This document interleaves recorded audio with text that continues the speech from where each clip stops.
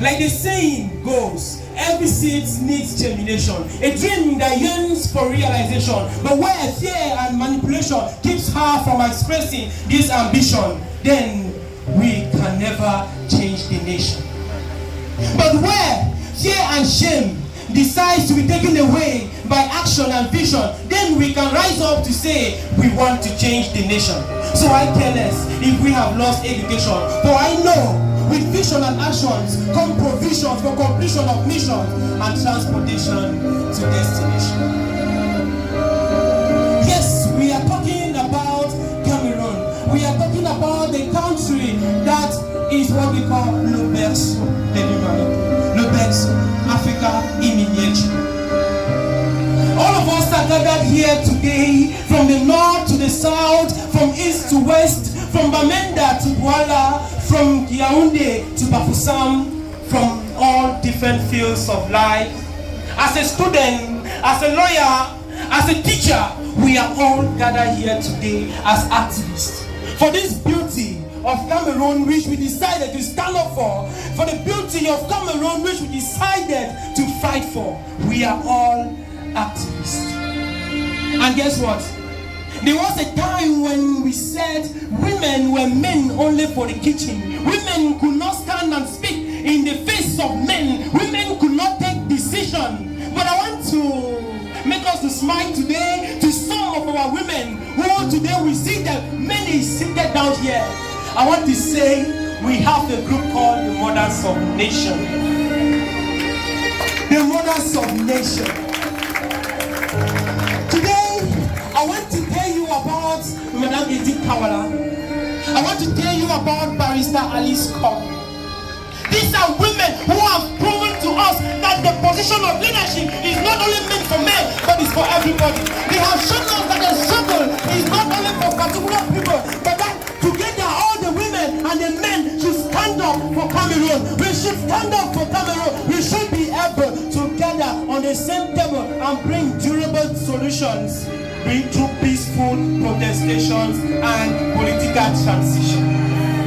That is why we are here today. And so I am happy to say I am Bobcat Sophie, one of the women coming from the Northwest, but I am standing here in Douala to advocate for activism, for political transition, and for a change of regime. Isn't it wonderful when we have youths who are ready to stand and take the nation to another level? We say leadership belongs not to the old but to everybody. We are the future of tomorrow, but our leadership starts today, and it's today that we need to start planning about the history of our future. I am Bobcat Sophie, and I am happy to be an activist, proud member of Stand Up for Cameroon. Thank you. Vous l'a dit, il est jeune et il célèbre ici comme nous tous le fait que le leadership n'appartient pas qu'aux hommes, mais aux femmes, aux hommes et aux jeunes qu'il est. Mr. Frank Essie, a co-leader of Stand Up for Cameroon and the Secretary General of the Cameroon People's Party. Thank you, Zach. Merci, Virginie. Bienvenue à toutes et à tous. Bienvenue ce jour. Je prends la parole avec un peu de difficulté après le speech qui a planté les décors, qui a tout dit de Théophile Bobga. Mais je prends la parole parce que nous ici à Stand Up, nous avons une tradition. C'est que pour que la lutte soit efficace, il faut qu'elle soit informée des leçons que l'histoire nous enseigne. Si chaque février, depuis plusieurs années, particulièrement depuis février 2008, les différentes organisations membres de Stand Up prennent une semaine de commémoration, c'est parce que nous estimons que un peuple, une nation, un pays ne peut pas véritablement se développer si il ne rend pas hommage à ses martyrs. Il ne rend pas hommage à tous ceux et celles qui ont fait des sacrifices jusqu'au sacrifice suprême pour que ce pays soit debout. Moi qui suis devant vous, je suis personnellement un enfant de 2008. J'ai toujours rêvé de faire la politique, Mais le parcours était classique. Je t'ai dit, je finis les études, je fais une carrière, autour de 50, 60 ans, comme tout le monde, change. Mais février 2008 est survenu. Nous avons perdu des gens que nous connaissons, avec qui nous avons grandi, et nous avons compris que nous ne pouvons plus attendre. L'engagement, c'est maintenant. Et ça nous a donc amené à revisiter l'histoire du pays, et c'est cette histoire qu'on enseigne à Stand Up à tous les membres. Nous divisons au niveau de Stand Up l'histoire du pays en plusieurs phases. Ce n'est pas l'histoire des présidents qu'on a mis en place, mais c'est l'histoire des luttes du peuple camerounais dans sa marche vers la dignité, vers la liberté, vers le développement. Nous, quand nous luttons aujourd'hui en 2025, nous nous souvenons que les premiers combattants de ce qu'on appelle le Cameroun moderne, c'est ceux qui ont, entre 1884 et 1948, lutté contre les différentes dominations extérieures, allemandes, britanniques et françaises. Durant cette première période, des chefs traditionnels, des personnes célèbres et anonymes se sont opposés à cette injustice qu'était la colonisation. Vous êtes actuellement à Bali, vous êtes dans le terroir de l'une des figures les plus illustres de ce combat, Douala Mangabel. Vous êtes à Douala, vous êtes dans la ville d'un roi qui a dit « personne ne peut m'acheter », Lord Priso. Chaque fois que nous examinons notre situation aujourd'hui, nous nous souvenons que nous sommes les descendants de ces pionniers. Et c'est eux qui ont fondé la première base de la personnalité camerounaise, de l'identité camerounaise, à savoir le refus de ce sommaire. Après eux, il y a eu d'autres jeunes, inspirés par leur exemple, qui dès 1948 jusqu'à 1971 ont compris que la colonisation ne pouvait pas être le cadre dans lequel les populations du Cameroun s'émancipent. Ils ont fondé un projet, ils ont fondé une organisation, l'Union des populations du Cameroun. On parle de Oumniobe, Ernest Ouandjé, Marthe Moumié, Félix Moumié, Gertrude Omor, bien d'autres figures qui entre 1948 et 1971 ont lutté jusqu'à donner leur vie pour que nous ayons l'indépendance.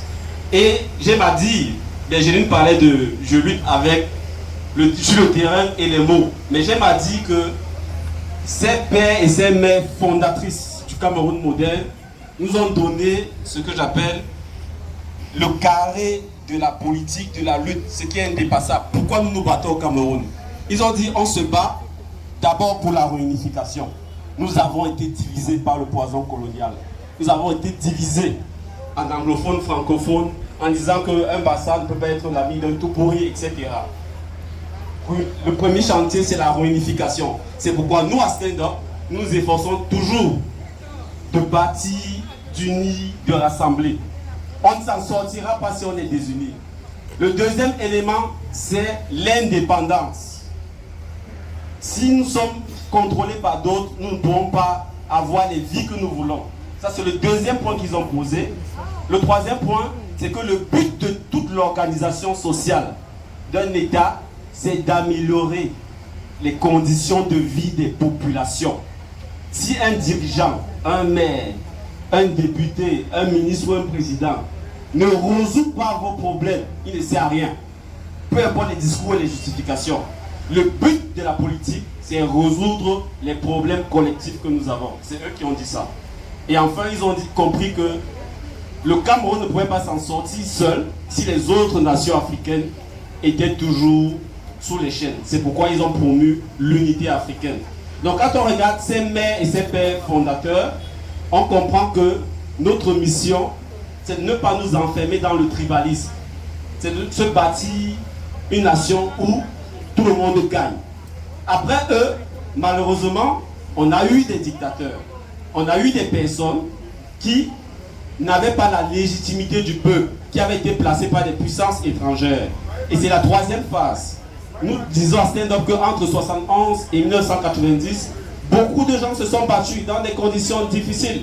Peut-être certains ne le savent pas.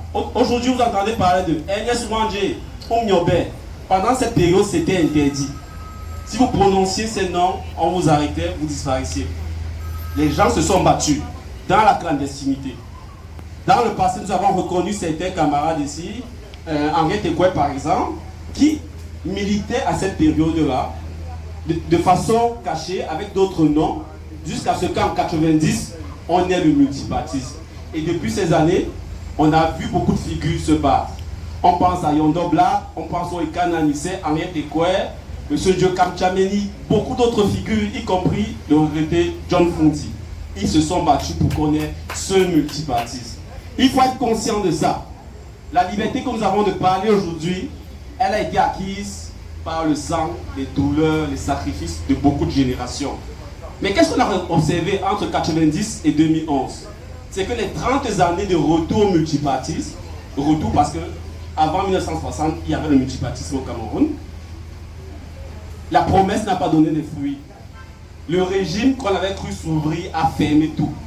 Et nous, à Stand-Up, après avoir observé tout ce qui s'est passé, on a conclu que, en fait, nous devons reprendre le travail de nos dévanciers, finir le travail. Et c'est pourquoi pour nous, quand nous vous invitons aujourd'hui, c'est pour vous dire qu'il y a encore du travail à faire. Notre mission en tant que génération, c'est de parachever l'œuvre de nos dévanciers en refondant l'État.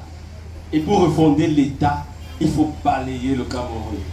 Il faut balayer nos associations de nos mauvais comportements. C'est une exigence pour nous-mêmes d'abord. Si on veut que le pays soit mieux géré, nos associations doivent être mieux gérées. Quand on pointe un doigt sur un dirigeant, regardons-nous. Sommes-nous exemplaires? Donc celui qui veut le changement a la première exigence, c'est d'être lui-même à la hauteur. Et là, c'est Oumyobé qui disait ça, je vais terminer par lui, de ces citations.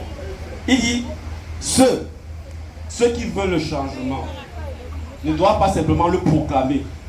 Ils doivent savoir que ça implique à leur niveau, individuellement et collectivement, de faire mieux et de faire plus que ceux qui critiquent. Aujourd'hui, on va célébrer ceux qui nous montrent la voie, ceux qui sont les plus éminents parmi nous. Ils ne sont pas les seuls, mais c'est pourquoi avec ça à l'esprit, quand on va rentrer ce soir, on comprenne que ce changement qu'on veut, il nous faudra payer le prix, et le prix, c'est balayant le Cameroun. Merci. Thank you, Comrade AC.